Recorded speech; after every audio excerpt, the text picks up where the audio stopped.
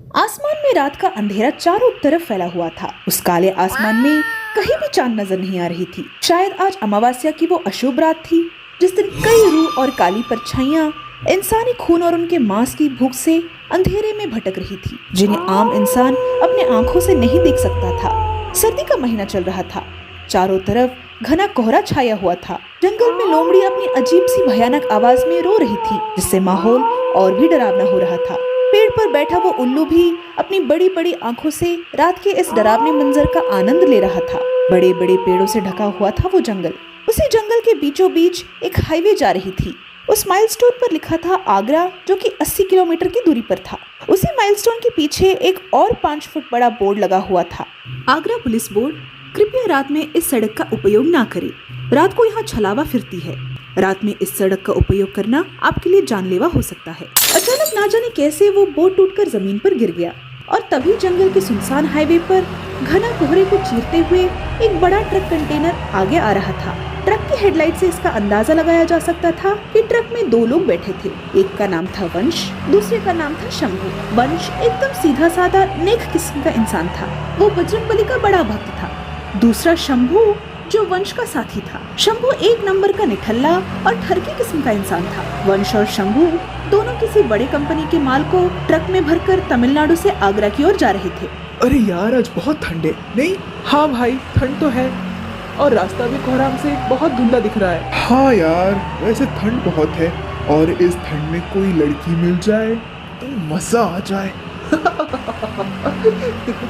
अबे हरामी, चुप साले, ज्यादा निठल्ला ना बन, वरना एक दिन इसी लड़की की वजह से जिंदगी से हाथ धो बैठेगा तू। वंश की बात को हमेशा की तरह शंभू ने एक कान से सुनकर दूसरे कान से निकाल दिया। अरे अरे वंश, आगे देख, आगे। उस सड़क के थोड़ी दूर पर एक औरत लाल साड़ी पहने खड़ी थी। हे बजरंगबली, इतनी ठंड में ये कौन है और वो भी इस वक्त इस सुनसान हाईवे पर? कहीं ये कोई भूत प्रेत तो नहीं? अबे वंश यार, पागल हो गया क्या? सामने लड़की खड़ी है और तू भूत प्रेत की बात कर रहा है। चल अभी गाड़ी रोक और उस बेचारी को लिफ्ट दे। अरे पर तुम्हें मेरी कसम है वंश, गाड़ी रोक। शंभू की कसम की वजह से वंश ने ट्रक उस महिला के बगल में रोक दी। अरे मैडम जी, इतनी रात गए आप यहाँ क्या कर रही है? हम छोड़ दें क्या? शंभू ने उस महिला को नीचे से ऊपर तक देखते हुए कहा।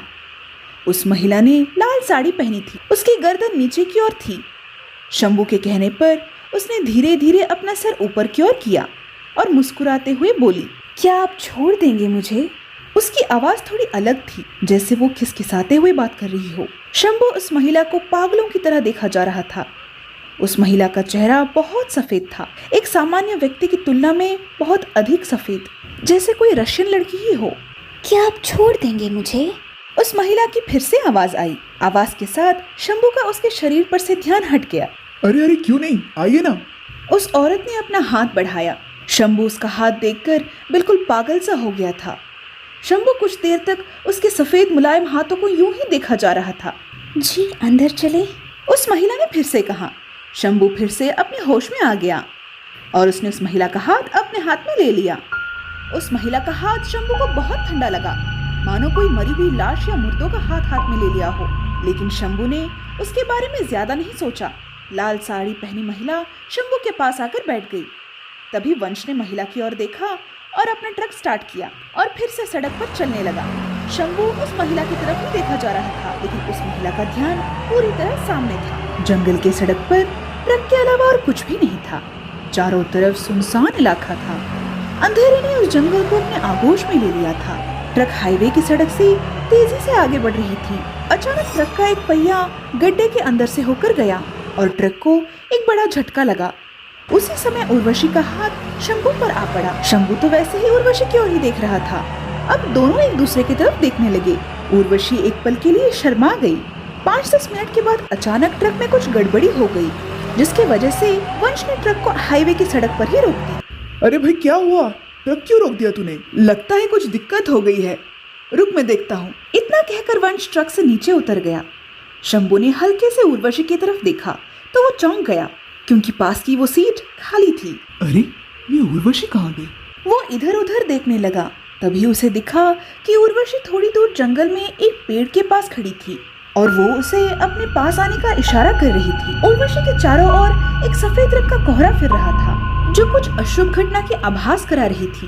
ये कुछ अपरिचित, अमानवीय, अप्रिय था, मानो कोई उसे कह रहा हो कि उससे दूर रहने में ही तुम्हारी भलाई है। अगर पास जाओगे तो वो तुम्हारी जान ले लेगी। लेकिन वासना के नैये में डूबा हुआ शंभू को तो जैसे इन सब से कोई लेना देना ही नहीं था। हवस का नशा इतना गहरा था कि शंभू को खुद पर काबू ही नहीं रहा। वो ट्रक से नीचे उतर आया। बाहर आते ही शरीर को ठंड लगने लगी, लेकिन हवस के सामने ठंड कुछ भी नहीं था। शंभू आसपास की झाड़ियों से होते हुए जंगल में घुस गया। लाल साड़ी पहनी हुई उर्वशी शंभू से कुछ 20 मीटर दूरी पर पीठ पीछे कर चलती हुई आगे की ओर जा रही थी और शंभू उसके पीछे पीछे जा रहा था। शंभू अपने आगे की ओर चलती हुई उर्वशी को हवस भरी नजरों से देखा जा रहा था, लेकिन इन सब में उसको एक बात का ध्यान ही नहीं रहा कि वो उर्वशी का पीछा करते करते जंगल के बीचों बीच आ गया था।